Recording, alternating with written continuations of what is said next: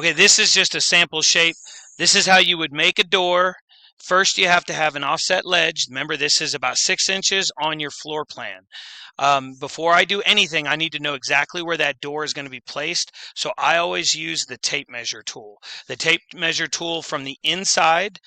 For example, if we're doing the wall where my closet door is, it's about a foot from 18 inches from the corner. So I'm going to measure out and I'm going to put in 18, enter, and when I do that, it creates, whoops, I created the line in the wrong spot. That's okay.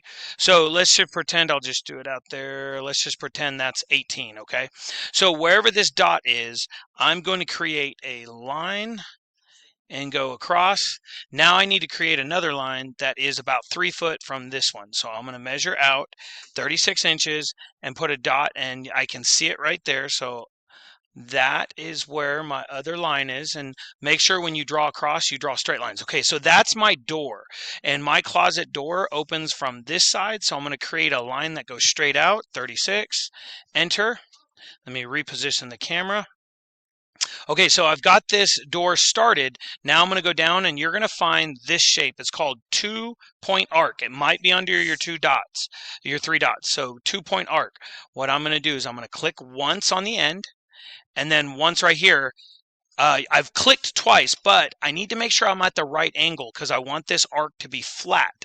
And so I'm going to move my cursor left and right. When it looks the way it should, you know you have it right when you click a third time if it colors the shape in this color, this white. It makes it solid. From here, you're just going to use the can of paint and make it red. You're going to make your door and the door exit red, and that's it. That's how you create a door.